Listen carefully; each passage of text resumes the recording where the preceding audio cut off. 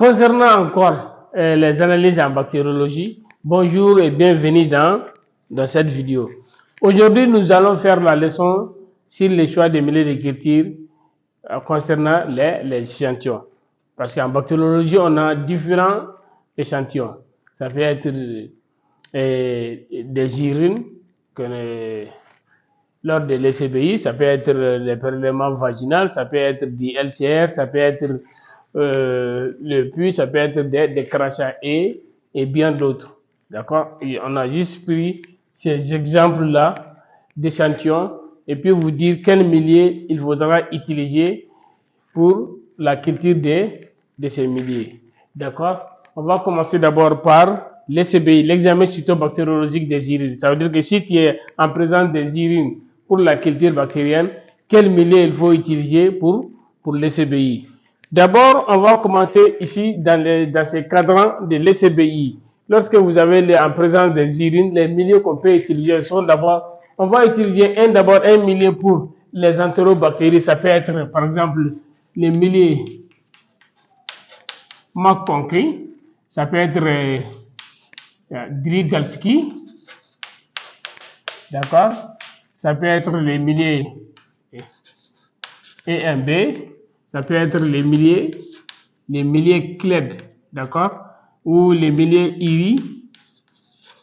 IRI Select, d'accord? On peut ajouter autre milieu aussi, Chromagar, d'accord? Les milieux Chromagar. D'abord, vous allez utiliser l'un de ces milieux-là d'abord. Ça peut être soit McConkie, soit Drygalski EMB, CLED, IRI Select, soit Chromagar, d'accord? Pour le dénombrement des germes urinaires. Maintenant, on ne va pas se limiter seulement à un seul milieu. Il faudra ajouter aussi un milieu pour les levures, les milieux Saburo. Quand on parle de Saburo, il faudra ajouter le chloramphénicol, d'accord? Quand on ajoute le chloramphénicol, ça permet d'inhiber la croissance des bactéries gram positif et gram négatif. D'accord? On va ajouter aussi la gélose chocolat. D'accord? La gélose chocolat. La gélose chocolat est utilisée ici pour le dénombrement des bactéries exigeantes. D'accord? Voici, vous pouvez utiliser 3 milieux. Vous pouvez utiliser un milieu de culture pour les entérobactéries, un milieu de culture pour les levures, un milieu de culture pour les bactéries exigeantes. D'accord? D'autres même peuvent ajouter même la gélose Chapman. D'accord? Comme 4 milliers. J'ai compris?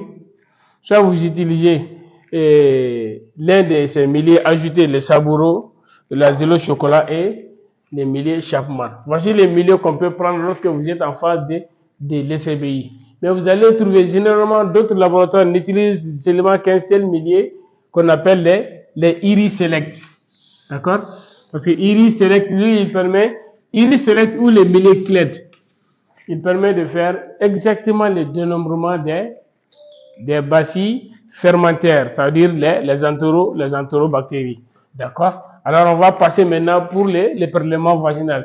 Lorsque vous êtes en phase de la culture de la leucorrhée, d'accord, on utilise d'abord en premier choix d'abord la gélose Saburo. Saburo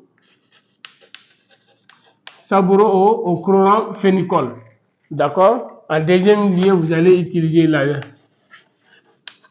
la gélose chocolat.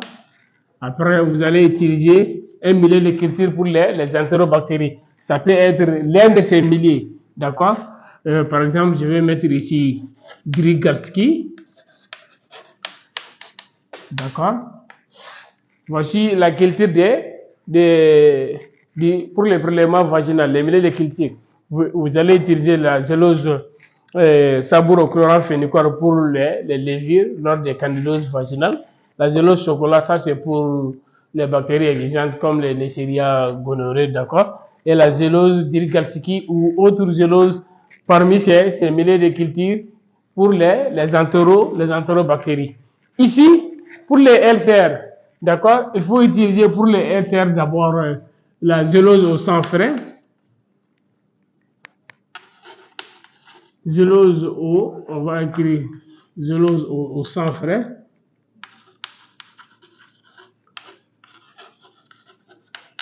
On va utiliser aussi la zélose sans cuit.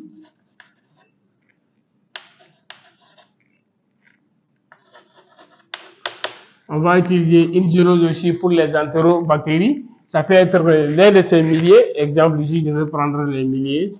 Maconqué. D'accord. Et on va ajouter encore un autre millier. La zélose Columbia.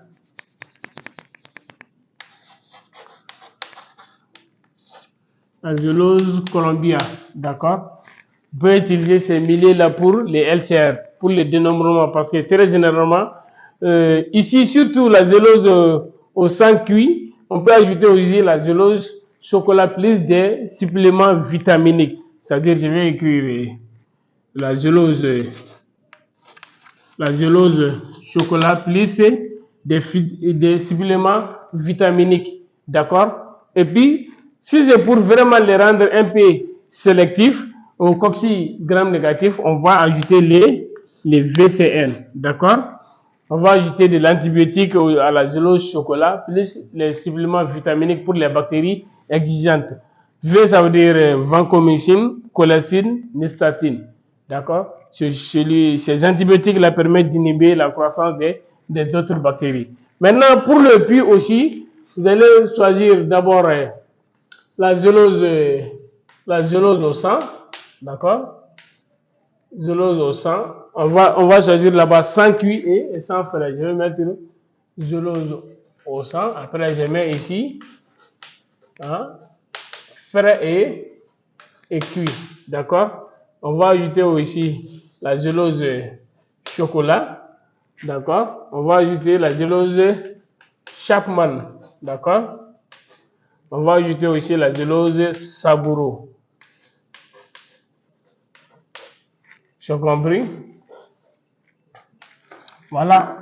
Pour les prélèvements de puits, vous allez prendre ces milliers-là, plus un millier de culture aussi pour les entérobactéries. On peut prendre un exemple, Drygalski.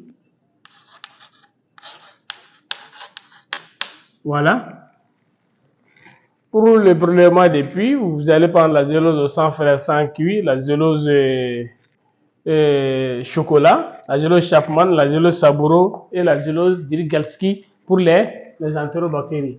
Pour maintenant les crachats, pour la culture du crachat, pour les bécas, on peut utiliser les milliers. Pour les crachats, pour la culture des mycobactéries, on peut utiliser les milliers anciennes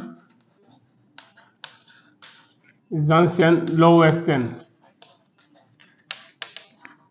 Low Western à l'œuf. D'accord?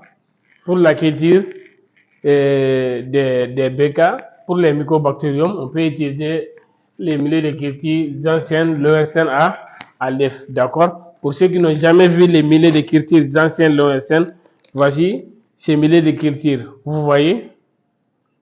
Voici les milliers de cultures anciennes Low Western, ce qu'on utilise pour la culture des mycobactéries. Alors, voici pour vous en quelque sorte un résumé, mais on peut utiliser beaucoup d'autres milliers encore, parce qu'aujourd'hui, on a beaucoup de milliers de cultures. De façon générale, SBI, on utilise là-bas un millier de cultures pour les entérobactéries. Par exemple, voici ces milliers qu'on a cités ici. Maconquet, Drygalski, EMB, Cled, Iris, Select, Chromagar. Une zélose Saburo aussi, la zélose chocolat et puis la zélose Chapman. Pour les prélèvements vaginaux, la zélose Saburo, la zélose chocolat et la zélose Drygalski. Pour les LCR, la zélose au sang frais sans cuit, un millier de cultures pour les entérobactéries, Maconquet, Columbia, zélose chocolat plus VCN.